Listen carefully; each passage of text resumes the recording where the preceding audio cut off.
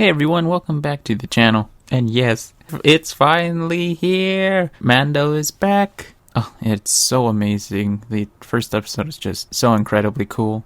So without further delay, let's just jump right into it. We start off with the armor and Paz Vizsla along with a whole bunch of other Mandos in such cool and colorful armor. Like, look at all of them. Oh, it's just so amazing to see them all together like this. But yeah, anyway, they're conducting a ceremony in which this young Mandalorian is going to join their creed. And the armorer has built him his very first helmet. They have this grand ceremony to bring him in and welcome him as not only a Mandalorian, but one of their own. And I've got to say, all the color schemes are just so amazing. Like, I love it. I can't decide which one is my favorite because there's just so many. Really, really great start to the season.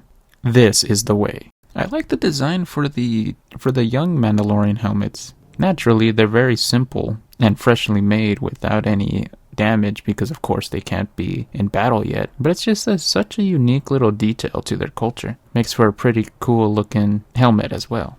Before the ceremony concludes, it's interrupted by this big giant space alligator crocodile megalodon thing, which I've got to say, it's a really cool looking design for a Star Wars creature. I love it, how it just menacingly just came up on to the beach and started terrorizing everyone, and naturally all the Mandos are like, alright, let's go get him. Paz Vizsla naturally taking charge and giving out orders, like telling all the young ones to hide in the caves while everyone else prepares to fight this giant creature thing. Really intense action scene as you see all the kids scramble to flee while all the adults are trying to protect them and meanwhile dealing with the creature and trying to figure out how to stop it. It was really amazing to see all the different techniques the Mandalorians tried to use on this thing to try to take it down by having the little explosives and using their firepower both in the skies and on ground to try to take it out. Really cool and great shot here too. But it also reminds me of the flying character close-up meme that's been going around lately. I also love the color set too. Just non-stop action shots as we see that the Mandalorians begin to struggle when their numbers start depleting as the creature gets more and more aggressive as time goes on. Ooh, that's a cool color scheme. And then right when all hope was about to be lost, swooping in to save the day is none other than Mando, the Mando, Din Djarin. And oh my gosh, seeing the torpedoes or missiles coming off the N1 Naboo starfighter again, oh, that was so cool, nostalgic. And the silver plating just makes the ship, which is one of my favorites, just even cooler than ever before. Look at it in all of its glory. Even the Lego version is really impressive. And then we see all the Mandalorians regroup after the battle, surprised to see Din here, and kind of thankful too, as they should be, for taking out the giant creature. Looks like they're eating Megala Croc for dinner. But in all seriousness, like, seeing all the Mandalorians gather up and you can see their armor sets even better than the previous shots. Their color schemes are just so amazing and immaculate. It's just incredible work from the design team. I love it. Oh, hey guys, didn't see you there. Din and the armorer start to strike up a conversation about a way for Mando to redeem himself after the armorer reiterates how he's no longer a Mandalorian because of him removing his helmet. Mando then proposes a plan after explaining to the armorer that he found a piece of crystal with some Mando inscriptions, that if the planet is still intact somewhat, he'll go there and go into their ancient springs in order to soak himself with the ceremonial water in order to spiritually redeem himself and become a Mandalorian again in her eyes and the eyes of the Creed, which, although she's skeptical about the planet being hospitable enough for him to find this sacred place and to conduct the ceremony, she still agrees that this is the essential thing for Din to do now that he has come to her seeking redemption. Ooh boy, looks like we got another quest again. Oh hey look, Grogu is wearing the little armor shirt that the armorer made.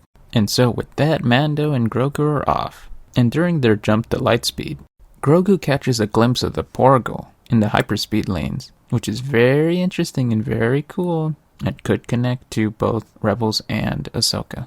A nice and cool nostalgic look at the interiors of the Naboo starfighter. And of course, naturally, everything's silver now, so it's making it way cooler than before. Din and Grogu land in Navarro, and they start to see how much the planet is thriving, under the watchful eye of Graf, of course.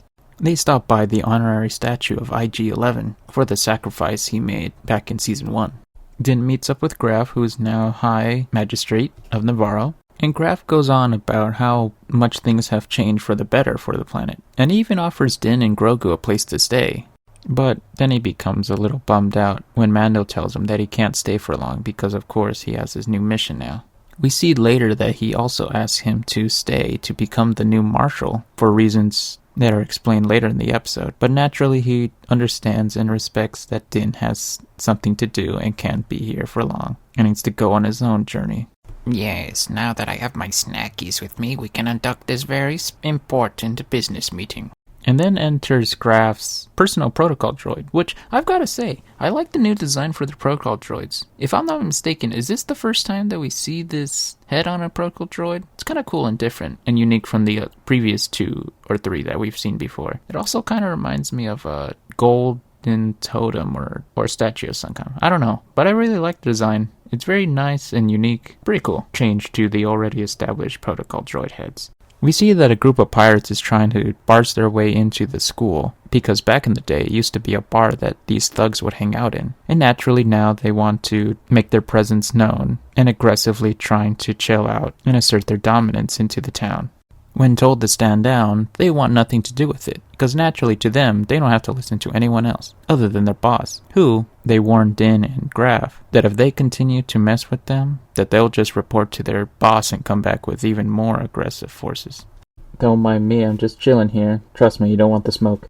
When Graf gives them one last warning to stand down, this Vance guy calls Graf soft and threatens to blast him.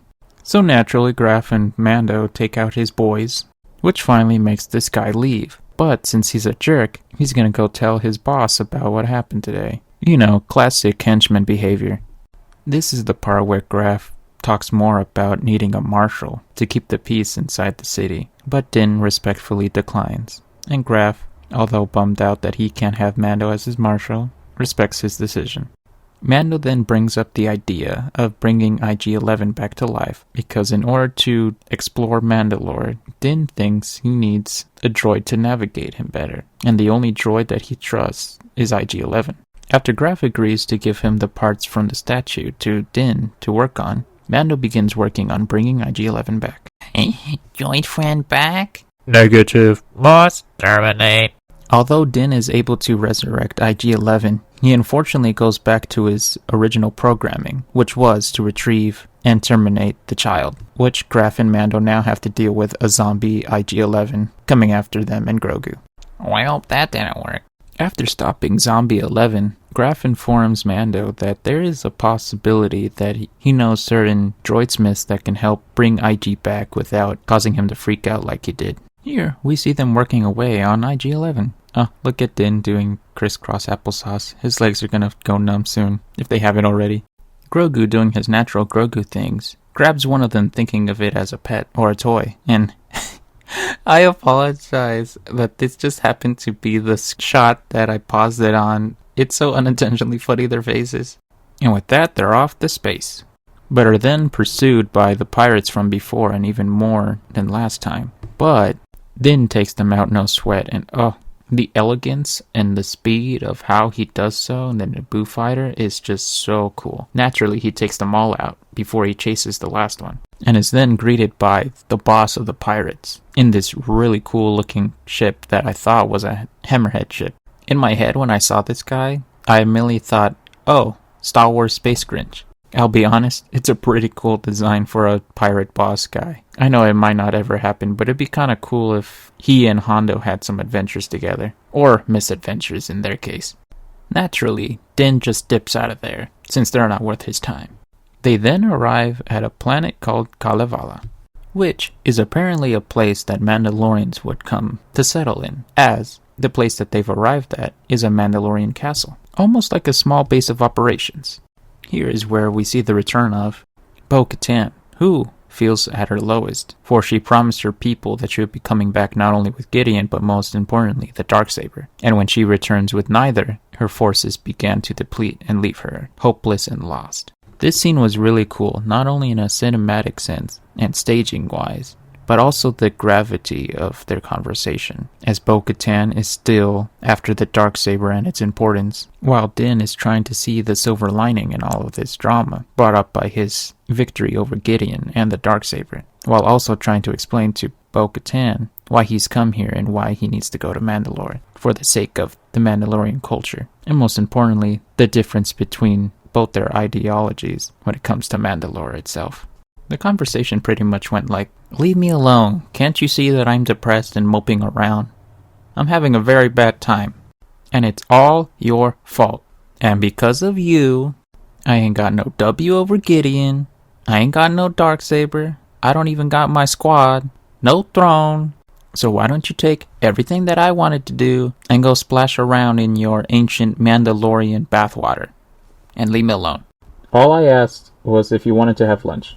In all seriousness, it did make total sense that Bo-Katan didn't want to deal with Din at the moment for everything that's been happening in her life recently. I found it a funny little detail that as he's walking away, he shakes his head because he can't believe what just happened, and how much different and how stubborn he and her are based on their traditions.